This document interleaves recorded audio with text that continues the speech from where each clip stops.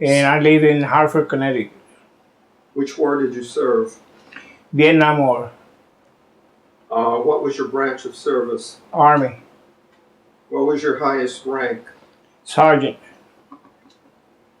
In what general locations did you serve? Vietnam, and the United States, different locations. Were you drafted or did you enlist? I enlisted. When did you enlist? 27th of June, 1967. And the enlistment went till? To 1970. And then you joined the National Guard or Reserves? Then I joined the Army Reserve active in New York City with the Special Forces. And then when I came to Hartford, I joined the National Guard here. Where were you living at the time of joining? I was New York. Do you recall the date you joined? June 27, 1967. Why did you join? Because I thought I should. My father was a veteran, Korean veteran, and I thought it was the right thing to do at the time. Why did you pick the branch you picked? Well, I wanted to be a pilot for choppers, but I ended up with being a LERP, airborne, jumping out of planes. What is a LERP? It's a long-range reconnaissance patrol. And what do they do? Okay, we were a 5-man team, special in everything, and we went out on missions or reconnaissance way out there to find the enemy, find locations where the enemy might be, and then we send all this information to the Air Force for the planes, to our company, and that way they knew where the infantry will go and where the planes will bomb the place or whatever. Do you remember your first days in service? Of course. Where did you go for basic? Fort Bragg, North Carolina. How did it feel? Well, at first it was weird because that was the first time I was away from home, and I was only 18 at the time, but eventually I got used to it, you know. Mm-hmm. How was your boot camp? Hard at the time, but I made it. Do you remember your instructors? Sergeant Wright and Sergeant Melendez. They were my instructors. Were they tough? Yes, they were. How did you get through it? I'm very tough in my way of thinking, and I said, if these guys can make it, I'm going to make it. After boot camp, where did you go? Fort Gordon, Georgia, for advanced training. For infantry training? For infantry training, yes. What were your first impressions when you arrived there? It was an old camp, old buildings, and it was lonely. And the people there were tough from day one until the end, until we graduated. But hey, that's part of being in service, I guess. Then where did you go? Fort Benning, Georgia. To be in what kind of unit? To become a paratrooper, airborne, which I did. And that was like a 3-week school? 3-week school. What they did, they call Tower Week, Ground Week, and then jump out of the planes. Mm-hmm. Mm-hmm. Where did you go after that? Well, Vietnam. And where did you go in Vietnam? Where do I go? Where did you go there? Where did you... Well, I went to a LERP unit with a. Okay, you had to volunteer for this, right? Not really, not really. What it was, they chose people that they thought were qualified to become a LERP because there was no LERP at the time. We were the first unit in Vietnam, so they chose through our records whatever we did on training, how we did on training, and they chose several Right. soldiers. And how long were you alert? 8 months. And then after that, what did you do? I came back home. I went to West Point. They assigned me to West Point. And then from there, I was there an instructor at West Point, which I like very much.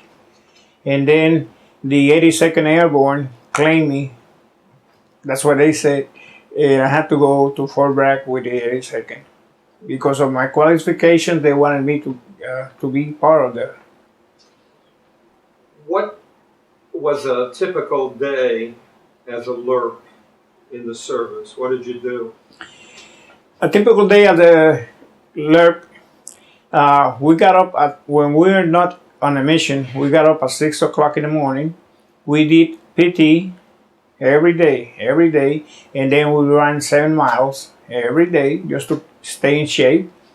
And then at night, we went on different missions, maybe for a week, 10 days, way out in the jungle, with a map and a compass.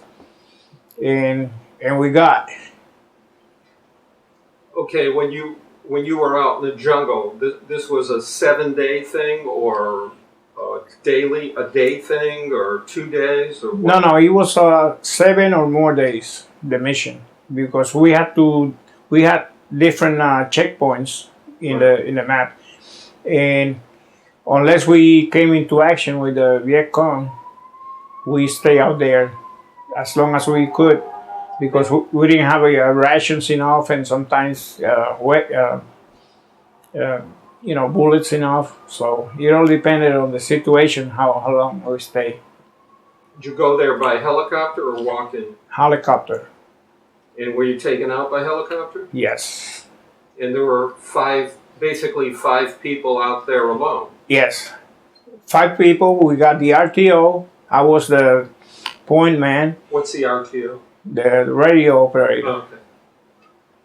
And we had especially a medic.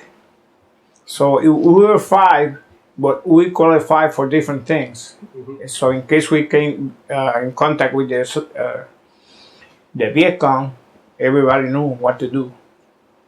We were well trained for it. What percentage of times when you went out did you actually make contact with the enemy? I think 80%. And when you made contact with the enemy, what did you do?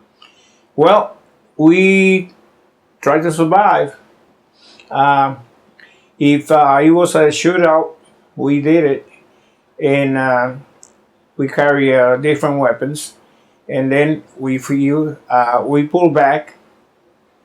We kept in contact with the unit, and if the helicopters had to come pick us up, they will designate a place if we are lucky. We had one time we were doing a mission with 2 teams, and we came in contact with a big unit. So they decided to pick one team up. By big, we mean what? Compared to 10 guys, I say 50 guys was big for us. And a helicopter came. We decided that the other team go first. And the helicopter picked them up. And as they were flying up, they got blown up. And everybody died. And I had a friend named Randall. He was a very special friend because I saved his life about 3 times. So we became very close, and he was in that chopper. And we had an agreement, me and Randall, soldier talk. When I go back home, to the world, I'm going to name a kid after you and blah, blah, blah. So he didn't make it. So when I came home and had a boy, I named him Randall. I kept my word. And right now, that boy has been in the service 16 years. And his name is Randall Rivera. When you made contact with the enemy, sometimes they didn't know you were there, right? Yeah, a lot of times, most of the time, they didn't know we were there. We used camouflage fatigues. We use lerp rations, and we could go anywhere without being seen. But sometimes you would bump into them or they would find you. Sometimes we bump into them. And that's when you'd have a full-blown battle. Yeah. Did any people in your LERP, out of the 5 people in your LERP unit, get killed or wounded? Yeah. We lost out of 270 guys in the unit, we lost over 100. Okay. And your unit was attached to the 1st Infantry Division or part of the 1st Infantry? No, we belonged to the 75th Ranger Battalion, and they attached us to the 1st Infantry Division, so we could do missions for them ahead of the division. Did you ever go to Laos?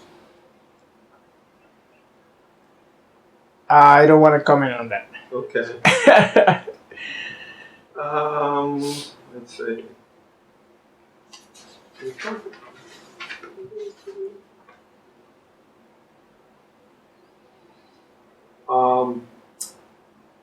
What was your highest award when you were in the military?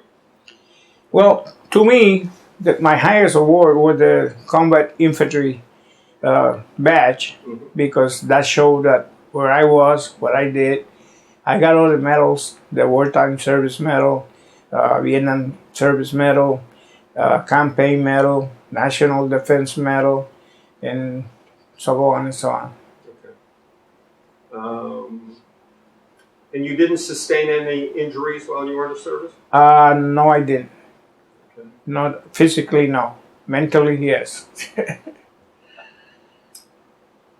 How did you stay in touch with your family? Through mail. Okay. What was the food like? Well, when we were on base, it was typical Army food. When we went out on missions, it was lerp rations. We call it like that because it was different. It was not sea rations.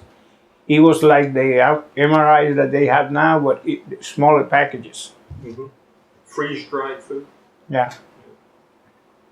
Did you have enough supplies when you were out there? Did you have everything you needed? Oh, yes. Oh, yes. We make sure of that. Did you feel a lot of stress or pressure when you were there? Well, in a way, because once you're in a place, eventually you get kind of used to it. But every time a member of our company got killed, that was stressful. Did you do anything special for good luck? Pray. How do people entertain themselves?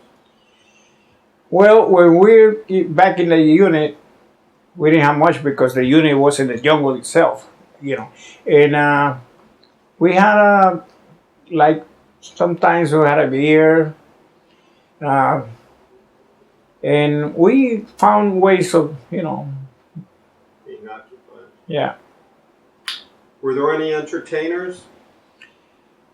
No, Did you see any USO shows? no. We were so far out there that, and we had this special unit that we were not allowed to get out of the unit. Where did you go on leave? I didn't. In Vietnam, I didn't. Do you recall any humorous or unusual events from when you were in Vietnam or when you were in the lurks? We were just soldiers, typical soldiers having fun, you know. I was only 19 when I was there, so. Okay. What did you think of your officers and fellow servicemen? They were great. They were great. They did the right thing. The guys, I still remember them, all of them, by the face of all of them, their names. And I think they did a great job. When you went out with these 5-man patrols or units, what was the highest rank? We didn't have no rank. What I mean is that there was no other sergeant in charge or there was nobody in charge. We were a unit. Right. And we did what we had to do. Nobody was the boss. Nobody was the boss. We did what we had to do. We knew what we had to do, and that was it. Okay. Did you keep a journal? No, only my mind. I didn't have time for that. Where were you when your service ended? For Bragg, Okay. You remember the day you were discharged? 27th July, 1970. What was your homecoming like? Well, tough. When I came home, it was on the 10th of February. There was a snowstorm in New York. And when I got to Kennedy Airport, there was no taxis, no buses, no trains, nothing. We were stranded there.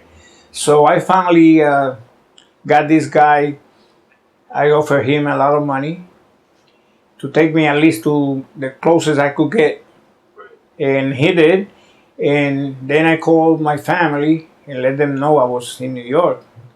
They thought I was kidding. And my brother-in-law picked me up. And on the way home, we had an accident. We were into the Hudson River. Mm-hmm. I got him out because I was so alert. I just came from combat. And Wait. You had an accident and the car went into the river? yeah. Okay. So I took my brother-in-law out. He passed away. He died? No, he didn't. Oh. You know, he hit the steering wheel. Okay. We hit so hard. Okay. And I was bleeding. And eventually, I got him out. I got my stuff out, and the car went in. So along came the state troopers, got us out. They took my brother-in-law to the hospital, and they just left me over there in the highway by myself. They didn't give me a ride or nothing. So I started walking. I knew where I was. Right. And along came this car, and he saw me, and he said, What are you doing in the middle of nowhere? Were you in uniform? Yes, of course. And with my duffel bag and everything. So he picked me up. He took me to his house. His wife dried my clothes. Right. And they gave me breakfast and hot chocolate and all that stuff. And then he took me home. I almost died in New York after being in Vietnam. Right. What did you do in the days and weeks afterward? When I was on leave, they gave me a 30-day leave. Party. Try to catch up with things that been going on Sure. when I wasn't there. Did you go to work later on or to school? When I got out, Yeah. I went to work, and eventually I went to school. I went to school during the day, college, Right. and work at night. What did you do as work? I was a machinist. And what did you major in at school? I